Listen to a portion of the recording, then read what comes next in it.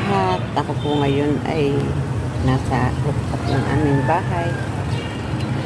Sa kalagayan ko po ay hindi pwedeng wala po akong ginagawa sapagkat ayokong maramdaman yung aking ayoko pong pakiramdaman ng aking kalagayan, ng aking karamdaman.